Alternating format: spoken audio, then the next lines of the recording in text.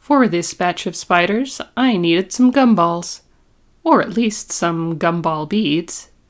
That seems to be the unofficial name for this size and shape of bead, and they're available in a ton of colors and patterns. I also needed some wire to make the framework of the spiders, and for that I opted for floral stem wire instead of just floral wire.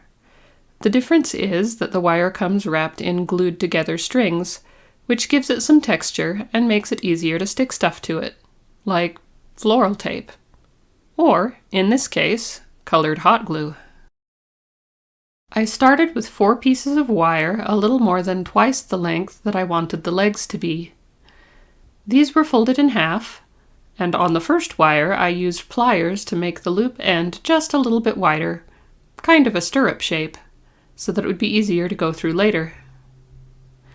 Then I looped the second piece of wire around the first piece, with the loops of both pieces as close to each other as possible.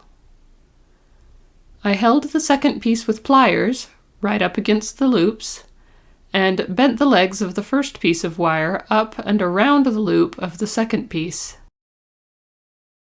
With the first wire's legs and stirrup loop all in a row, I was able to hold them all with the pliers while I tightened the second wire's loop and bent its legs so that they ran in the opposite direction from the first wire.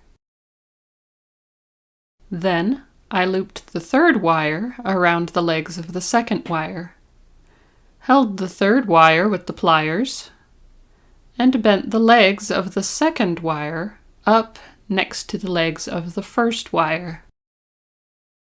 The whole thing was beginning to get bulkier and harder to hold on to at this point, but I tightened up the loop on the third wire, and eventually got the fourth wire wrapped around the legs of the third wire and held in the pliers. After pulling everything together tightly, I bent the third set of legs up next to the first and second. The fourth pair of legs will need something to wrap around in order to be bent up next to the others, but it can't be another loop like the others because that would start another set of legs, and we don't need those. Instead, the stirrup at the beginning was bent upward a little to accommodate a shorter wire, and the loop on the shorter wire was bent into whatever shape would keep it from getting pulled through the stirrup, while looking vaguely like a spider mouth.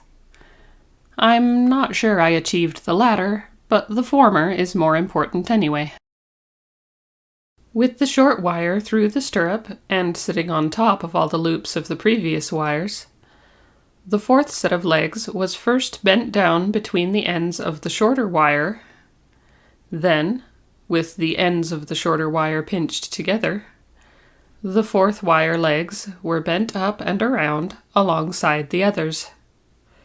After that, the wires just needed to be trimmed and posed. The jack-o'-lantern was the only Halloween bead I found that has a real gumball counterpart. But I also found a watermelon bead, which I will attempt to match to the deluxe watermelon gumballs by adding some pink microbeads to the glue. Apparently they don't all have pink in the middle. Some are just white. I'll be using the purple spider to demonstrate the hot glue part of the process, both because it's a Halloween color, and because it will show up better against this ugly board that I brought in to protect my tabletop. I'm not that worried about the hot glue, but I will be using a heat gun to smooth out the lumps and bumps, and I'd rather not find out if that would damage the table. Last thing before starting with the glue, I'm coloring the wires to match the glue, just to help hide them.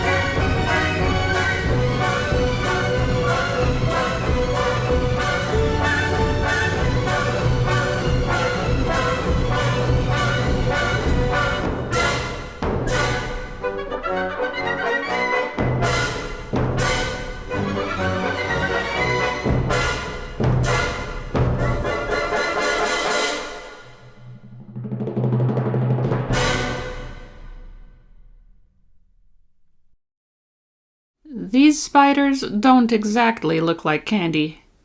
However, if you could rewind the process used to make the beads themselves, at a certain point they would look like candy. This kind of candy, to be specific. If you've never seen image candy like this being made before, it's definitely worth checking out. It's a fascinating process. A similar process can be done with glass to produce a cane of glass with an image inside, and that glass cane can be broken into small pieces, which in their unfinished form look very much like image candy. One way these pieces of glass cane can be used is by making them into beads, which look considerably less like image candy, but they're much easier to make spiders out of. Because these beads are so small, I decided to make the legs out of colored jewelry wire only. No beads.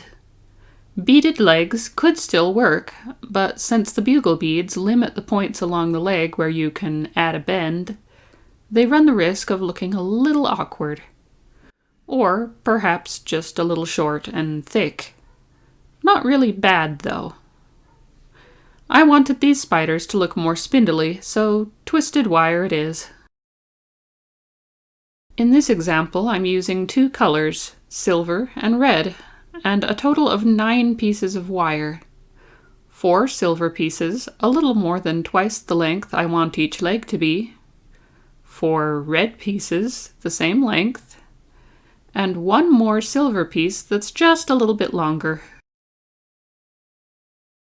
Starting with the longest silver piece, I folded it in half and made a loop in the middle, twisting the ends a couple of times to lock the loop in place. Then, one of the red wires was folded in half, and with the center point lined up next to the loop on the silver wire, 1/2 of the red was twisted with 1/2 of the silver.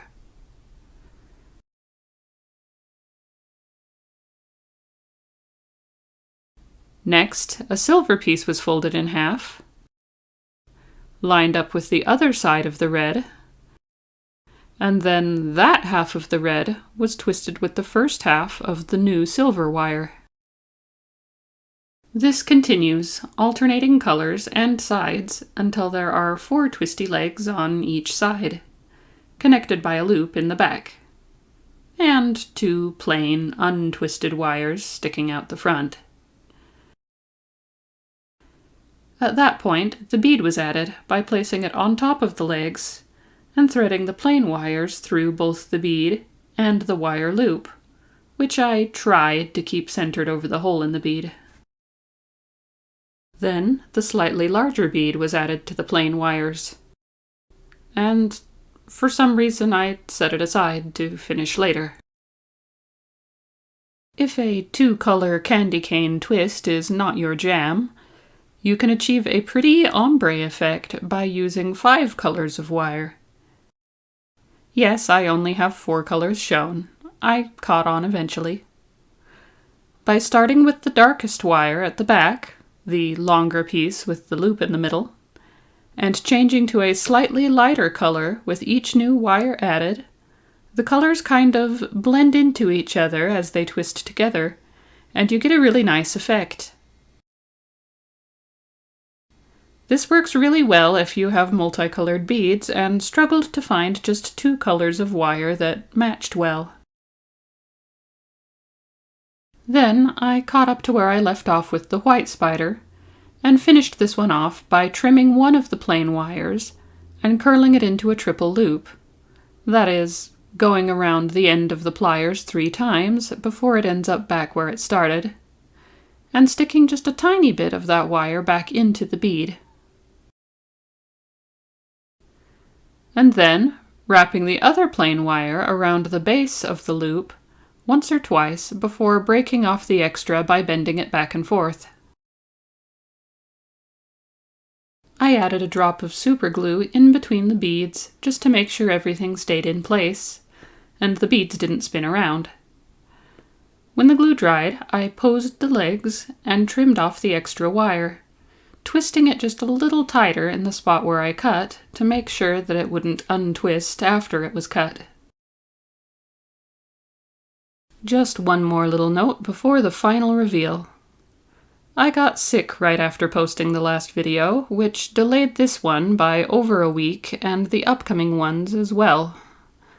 This means that some of the videos in this series will end up getting posted after Halloween.